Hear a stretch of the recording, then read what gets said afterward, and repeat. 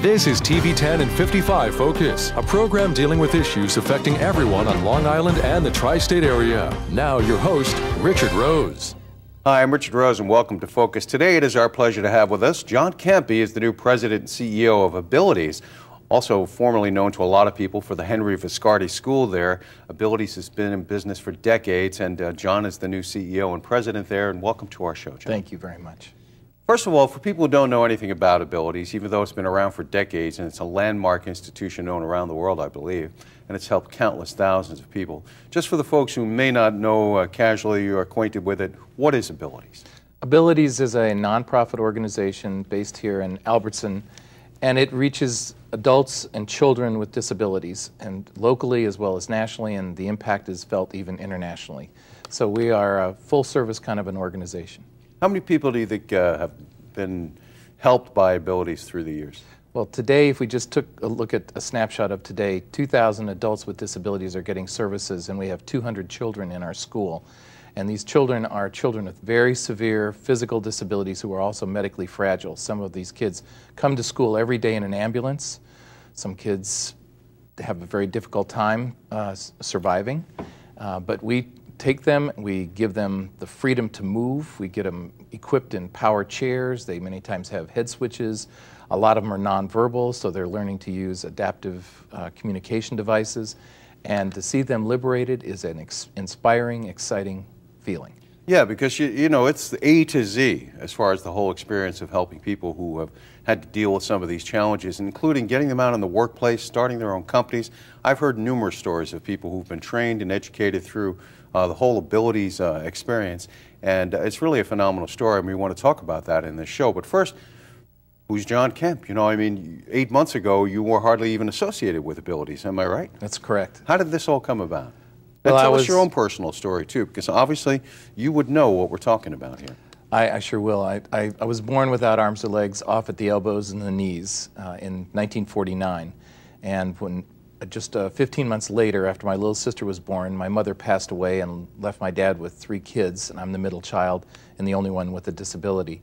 I received my first set of arms when I was 2, my first set of artificial legs when I was 3, and by 4 and a half, 5, I was in kindergarten running around, playing, you know, not experiencing anything very unusual or very different. I got teased a bit along the way, but I would come crying to my dad, and my dad would say, stop crying, get on with it, you know. And he really distinguished for me the difference between who has a handicap and who has a disability. And he was doing this early on in my life, and it turns out that that's really what the disability movement's all about. A handicap is something that's external to me, like a doorknob that I can't open or someone's negative attitude towards me. But a disability is something that I have and live with every day of my life. So I really thank my dad for getting me so well prepared, as he did my sisters too. Yeah, well, that's very important. The parent really shows right there, you know, set the example. And it really is how you look at it, as you can tell by many of the people who've been involved with Abilities. When you go there, it really opens your eyes to the stereotypes there are about what people can and cannot overcome, because they prove it every day there.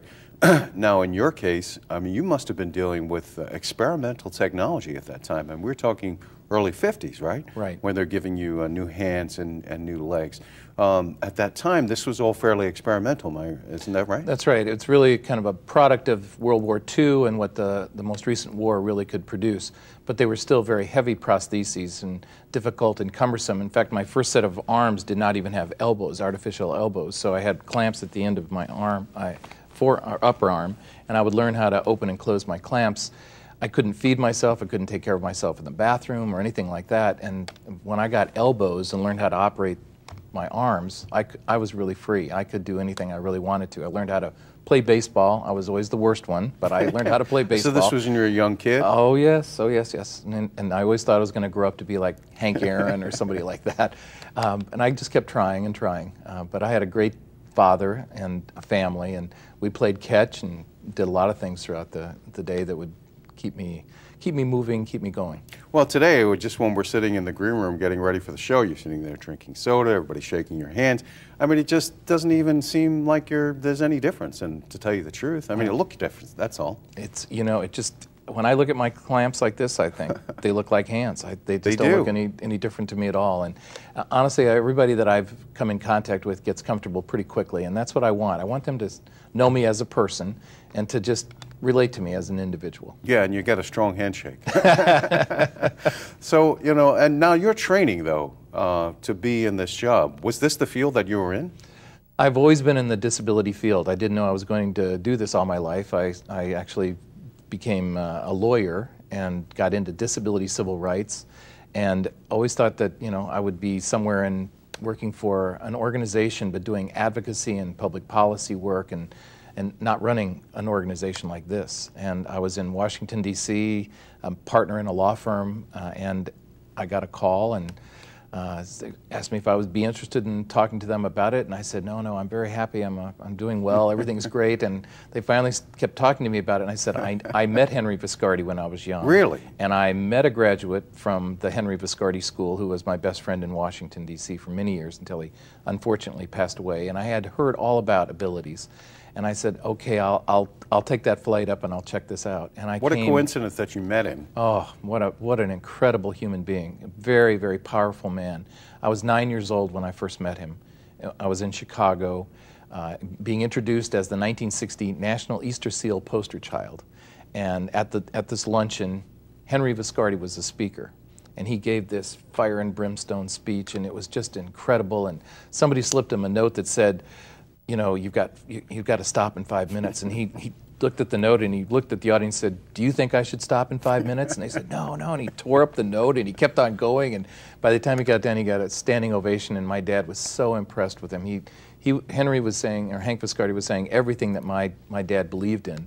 And it was about, you know, getting me into the community, getting a job, having a life, having a family, you know, living life in America. And well, he certainly did. He lived to his early 90s, I believe. He died several years ago, 92 or 93, right? That's correct. And but his legacy lives on through the school and through abilities, and even now you were touched by his life. And we want to talk in particular now about what is your vision for abilities? Certainly. I would love to build on Henry Viscardi's vision. He had this idea of getting kids with disabilities appropriately educated.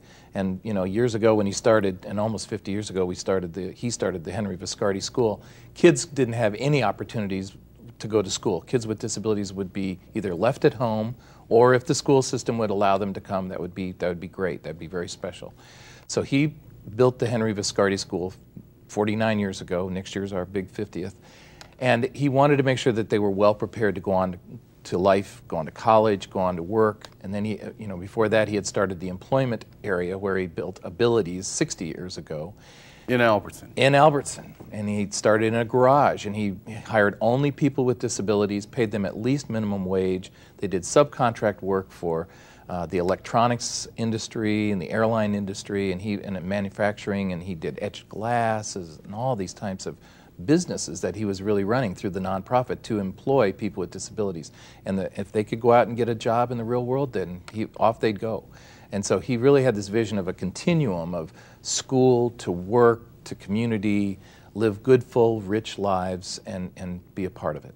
Yeah, you really feel that when you go there. It's like a campus almost. It is. And, you know, it is, like I said, A to Z, and we want to talk some more about that because you mentioned, John, 50 years. There's also 60 and 100 years involved in the celebration that's coming up at Abilities. And John Kemp, the new president and CEO, is going to tell you all about that when we continue right here on Focus.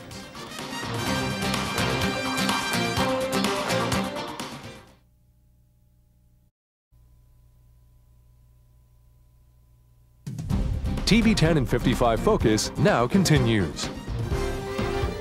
And welcome back. I'm Richard Rose. We're here with John Kemp. He's the new president and CEO since February for Abilities, and they run the Henry Viscardi School. And you were mentioning before we started the show that the 50, 60, 100 campaign. Tell us all about that. Well, in 2012, there'll be the 50th anniversary of the founding of the school, the Henry Viscardi School, the 60th anniversary of the founding of Abilities by Henry Viscardi, and Hank's 100th birthday. So we're combining. 2012 is a convergence year for us. It's going to be a year-long celebration. a brick campaign, a wonderful Reach for a Star campaign that'll help with our school funding, and also the celebrity sports night that we have that is just a legendary an event in May, on May 17th. So yeah, it's all stuff to look forward to. It's going to be great. a big year. Just going to be and so you got your plate full planning for this. You feel like you got it all set up, or we're getting there. We're getting there, but all day long affair. We've right? got a wonderful, wonderful opportunity here to celebrate the legacy of Henry Viscardi. Well, break it down for us now. What is the difference between what the school is and what abilities is? Because there's so many different functions that, I mean, we could probably do 6 hours on what you do over there. But break it down for us. What's the difference between the school and abilities? Sure. The Henry Viscardi School is a pre-K through post-12 school for nearly 200 disabled, severely disabled children who are also medically fragile. They go through a rigorous academic curriculum. We prepare them to go off to college if they're so inclined, or to work, or the last thing we really want them to do is to think that they're going to go back home and just sit on the couch and watch TV all day. That's not what we expect, and that's what I tell them, that you're responsible for yourself. Now let's get going and get the skills you need. These are kids that are hungry, smart, ready to learn. They come from the 5 boroughs of New York City, both counties here on Long Island, from Westchester. They come from very far, and in fact, families move to our area here so that their children can be a part of the school.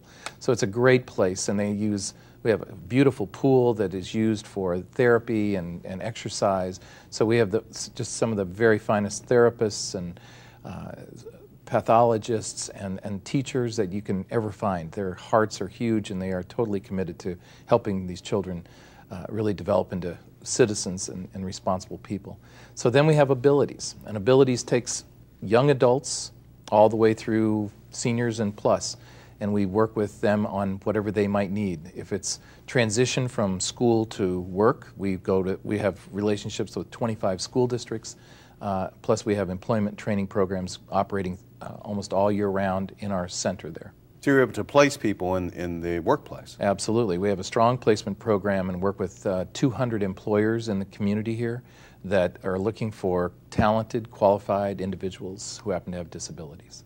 Now, through the years, I know you've placed thousands of people in the workplace, and you have a great track record there. How is this economy affecting your ability to place people now?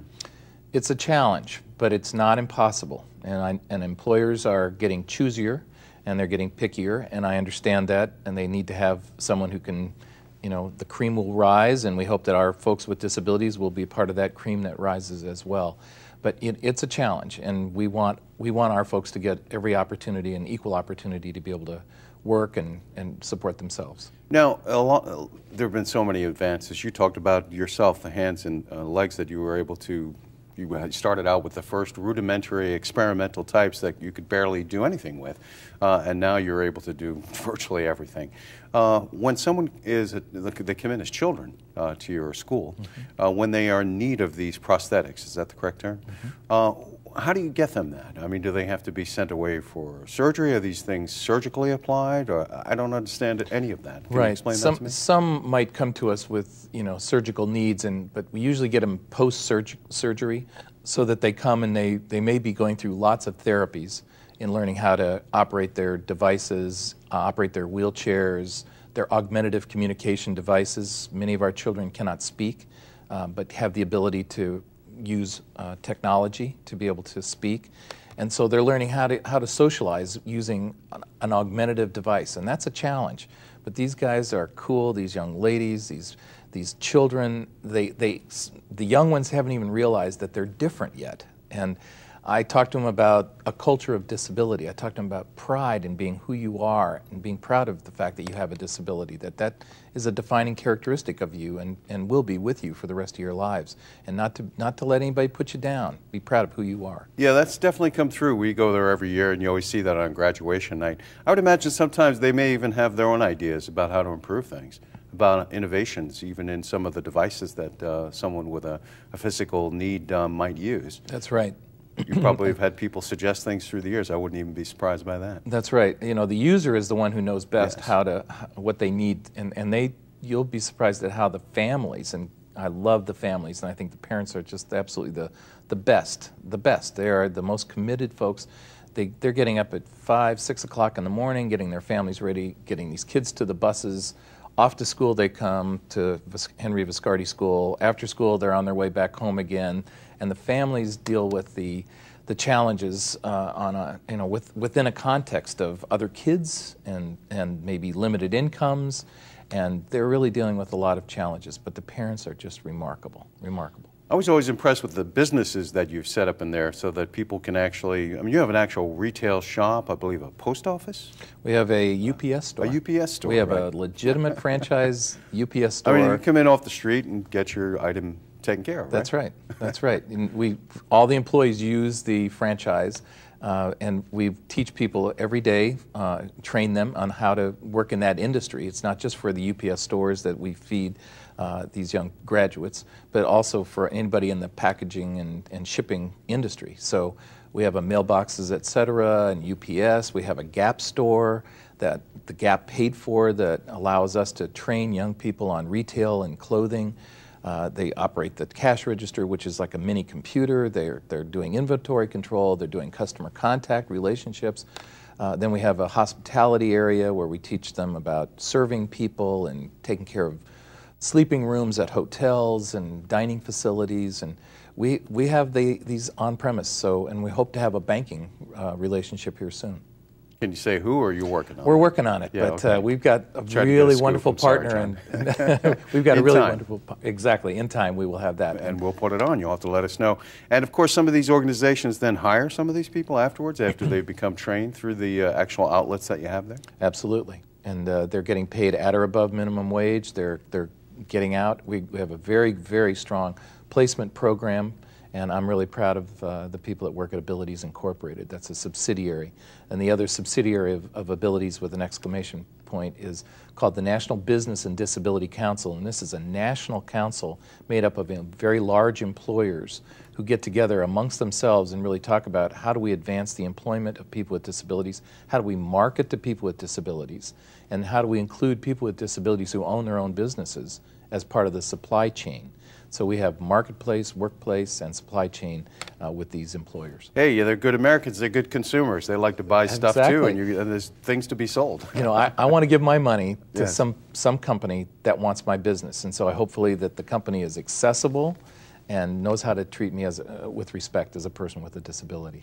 Well, it's fascinating, and a big year coming up, 50, 60, 100, celebrating 50 years, 60 years, and it's a big event that you'll be hearing more about through the year. And when we return, we're going to find out more about how Abilities with an exclamation point works with our guest, John Kemp. Stay with us.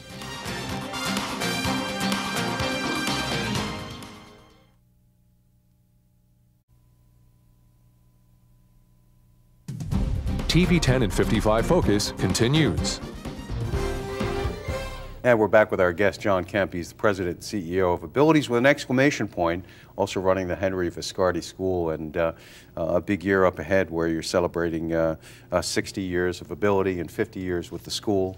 And there's a lot of celebrations that are planned at the Albertson campus. But tell us a little bit more about how it is you're able to stay in business. Because, you know, I mean, this is not an inexpensive operation. You're talking about a lot of cutting-edge technology and very intensive training. How is Abilities even funded? Is it a private, not-for-profit, as I would expect? Explain to me what it is. Certainly. Abilities is a not-for-profit, and we have a parent corporation, Abilities with the exclamation point, and then we have Abilities, Inc., which serves adults and adolescents with disabilities through training programs and placement programs. And then we have the National Business and Disability Council. And then on the other side is the school, and the school is publicly funded. So just like your public school. Like a public school. Right. But we don't get enough money from the state to be able to cover all the costs. And so Abilities does lots of fundraising through Reach for a Star, luncheon that Iris Katz and others put on each spring in the March. And then we also have Celebrity Sports Night in May. And those fundraisers help provide resources for the school and for Abilities so that we can help support them. A lot of the money we get for Abilities Incorporated comes from fees for services from the Access Office of the State Vocational Rehabilitation Agency as well. So government provides a great deal of support, and we're grateful for it. on a fee-for-service basis, but we also have to do an awful lot of fundraising. And in these times, that's a challenge. But people pick their charities, and they pick causes that they know are trustworthy and legitimate, and we are that, and we've been here for a long time, and we hope that people will continue to support us. Yeah, they're very loyal, the people that are there year in and year out. It's, the sports night, I've been to several of them, probably 8 or 9, and it's always fun. You know, you get to meet some of your favorite celebrities. I always love meeting all the Mets and Knicks and Rangers. And, but you just run across people you never thought you'd meet in your life. And they're there, and they're so happy to be there. It's not just, you know, here, sign my, you know, put your autograph on. They are actually very committed to your organization. They always, you know, I've interviewed them, and they won't take but a minute before they're talking about why they care about your organization. Right. We're very fortunate. And before I ever came here, I kept hearing about this celebrity sports night. And then when I went through my first one, I thought, this is just incredible. This is a one-of-a-kind kind of an event. This is magnificent. So with the sports stars walking around and celebrities and a few politicians thrown in, and we had Ted Kennedy Jr. Yes. this last year who gave a very powerful speech, and just a number of people that are just devoted to what we're doing. It was just an exciting event. And wait till next year. It's going to be huge. I can't wait. And when is it going to be held for people who are looking ahead? May 17, 2012. And is that just open to the public? I mean, what do people have to do to be involved with that? What could people do? How could they help your organization by getting involved with this? They could certainly give us a call at Abilities, and we'd be happy to put their name down, make sure they get an invitation to come, be part of it. They come, they get to meet these sports stars, they get autographs, they bid on memorabilia, silent auctions, you know, a skit by the kids in the school that always steal your heart. And really see the progress of what young people with really, really severe disabilities are able to do today. That's exciting. Is the federal government also help to support your organization in any way? Are there federal grants? I mean, I would think that they might have a role to play in this, no? The federal government does play a role, and it's not a heavy role, and it's not a big role, but they are very helpful to us. And of course, with the economy as it is, there are more and more organizations pursuing the federal monies, and so it's very competitive. Yeah, because you have, I would think, a fairly sizable budget and a number of employees that you have to meet payroll. That's correct. We have about a $25 million budget. We have 325 people that work at Abilities and the Henry Viscardi School.